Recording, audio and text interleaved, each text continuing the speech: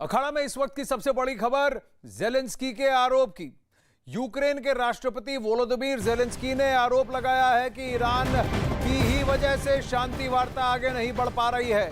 Iran इस जंग के दौरान आग में घी डालने का काम कर रहा है और इसी वजह से अब जंग और भयानक रूप लेती जा रही है।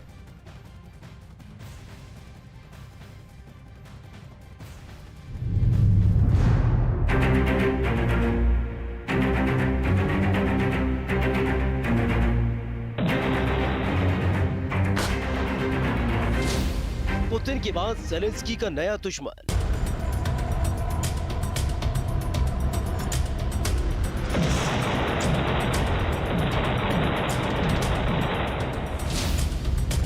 शांति के रास्ते में बारूद की दीवार।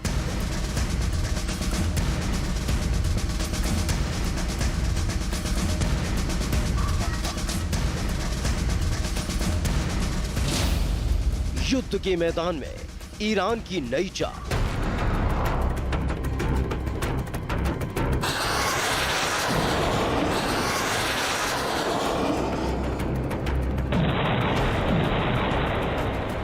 यूक्रेन के खिलाफ जंग में रूस को जब से ईरान का साथ मिला है, तब से पुतिन की सेना का आत्मविश्वास सातवें आसमान पर है। पुतिन की सेना चुन चुनकर यूक्रेन के ठिकानों को ड्रोन के जरिए टारगेट कर रही है।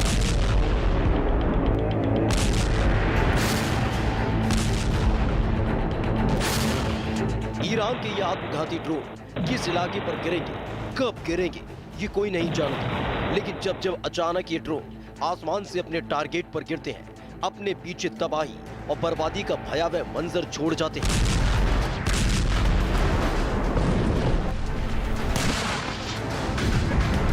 यही वजह है कि यूक्रेन के राष्ट्रपति वोलोदिमीर ज़ेलेंस्की ने शांति वार्ता के बीच ईरान के हथियारों को सबसे बड़ी बाधा बताया।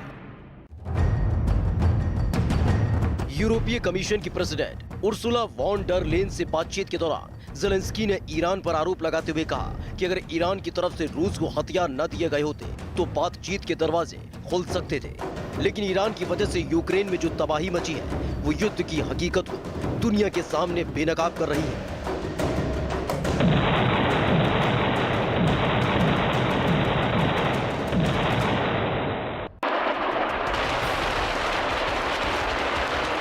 ज़ेलेंस्की ने ईरान पर यह आरोप ऐसे वक्त में लगाए हैं जब ईरान भी ये कबूल कर चुका है कि युद्ध से पहले उसने रूस को ड्रोन की सप्लाई की थी। ईरान की सरकारी समाचार एजेंसी IRNA के मुताबिक विदेश मंत्री अमीर अब्दुल्लाहियन के मुताबिक हमने यूक्रेन में युद्ध से कुछ महीने पहले रूस को सीमित संख्या में ड्रोन की आपूर्ति की थी। उधर यूक्रेन का दावा है रूस अभी तक यूक्रेन में ईरान से मिले करीब 400 ड्रोन का इस्तेमाल कर चुका है, जबकि मॉस्को से ईरान को करीब 2000 ड्रोन का ऑर्डर दिया गया है।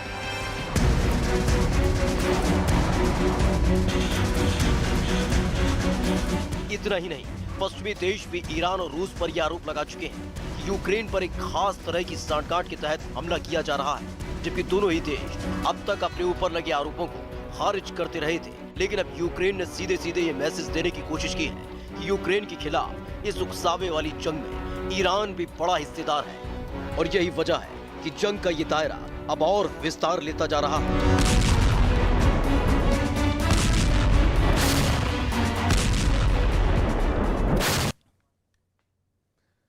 क्या रूस के राष्ट्रपति व्लादिमीर पुतिन ने यूक्रेन पर परमाणु हमले की प्लानिंग तैयार कर ली है? क्या यूक्रेन के शहरों का हाल भी हिरोशिमा और नागासाकी जैसा होने वाला है?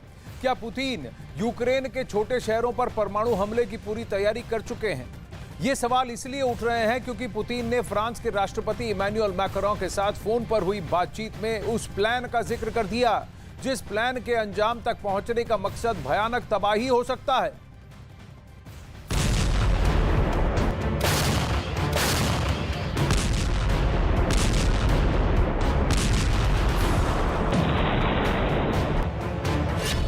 यूक्रेन पर हमले का परमाणु प्लान तैयार। पुतिन के निशाने पर यूक्रेन के छोटे शहर।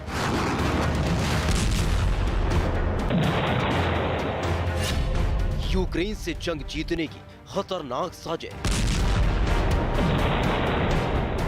यूक्रेन के साथ पुतिन की जंग लगातार खिंचती जा रही है। जिस जंग के चंद दिनों में खत्म होने की कयास लगाए जा रहे थे, वो पुतिन के लिए इतनी बड़ी हो चुकी है कि इसे जीतने के लिए पुतिन अब सब कुछ दांव पर लगाने को तैयार है। और अब खबर आ रही है कि पुतिन ने यूक्रेन को घुटनों के बल लाने के लिए ऐसा परमाणु प्लान तैयार किया है जो यूक्रेन में भयंकर तबाही मचा सकता है।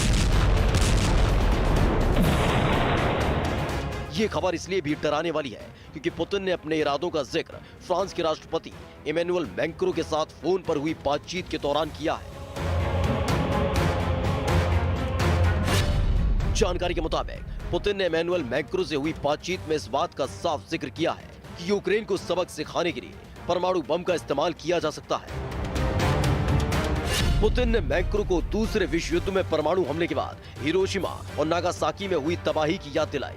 यही वजह है कि पुतिन के इस बयान के बाद पश्चिमी देशों समेत पूरे यूरोप में हड़कंप मच गया है।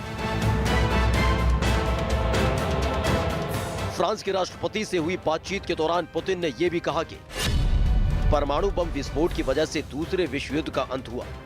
इसने ये दिखाया कि आपको जीतने के लिए मुख्य शहरों पर हमला करने की जरूरत नहीं है।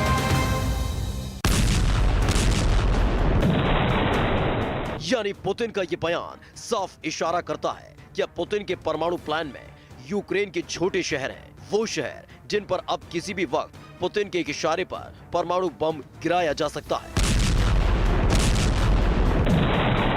बताया जा रहा है कि पुतिन के इस बयान की वजह से इमैनुअल मैक्रों को भी गहरा धक्का लगा है, जिसके बाद उन्होंने कहा यह बहुत बड़ा संकेत है कि पुतिन यूक्रेन के पूर्व में परमाणु हथियारों का इस्तेमाल कर सकते हैं, जबकि कीव पर हमला नहीं होगा। इतिहास गवाह है कि 6 अगस्त 1945 को जापान के हिरोशिमा और 9 अगस्त 1945 को नागासाकी में गिरे परमाणु बम ने किस कदर भयानक तबाही मचाई थी। इस भयानक हमले में लाखों लोगों को अपनी जान गंवानी पड़ी थी, जबकि आज भी इसके असर को हिरोशिमा और नागासाकी में महसूस किया जाता है। अब वैसे युद्ध को करीब से मॉनिटर करने वाले लोग यही मानते हैं कि व्लादिमीर पुतिन जो ठान लेते हैं वो करके रहते हैं, इसीलिए परमाणु हमले की आशंकाओं से इनकार हरगिज नहीं किया जा सकता। लेकिन वो कौन कौन से प्लान हो सकते हैं जिनके जरिए पुतिन परमाणु हमलों को अंजाम दे सकते हैं, इस बारे में भी विशेषज्ञ दावा करते हैं कि पुतिन ने ऐसे 5 प्लान तैयार कर रखे हैं। आइए देखते हैं ये 5 प्लान कौन कौन से हैं। पहली प्लानिंग या पहला प्लान यह है कि रूस डेमोन्स्ट्रेशन के नाम पर काला सागर में न्यूक्लियर वेपन दाग दे, यह पहली पॉसिबिलिटी है। दूसरी पॉसिबिलिटी क्या हो सकती है कि प्लानिंग यह हो सकती है कि यूक्रेन के खिलाफ रूस कम ताकत वाले टैक्टिकल न्यूक्लियर वेपन का प्रयोग करे। यह प्लान नंबर 2 व्लादिमीर पुतिन का हो सकता है। प्लान नंबर 3 क्या हो सकता है व्लादिमीर पुतिन का? प्लान नंबर 3 व्लादिमीर पुतिन का यह है कि यूक्रेन के बड़े शहरों पर ठीक वैसा ही हमला किया जाए जैसा हमला कभी हिरोशिमा नागासाकी पर किया गया था। चौथी प्लानिंग यह हो सकती है कि रूसी सेना नेटो देशों के सैन्य अड्डों को टारगेट करे।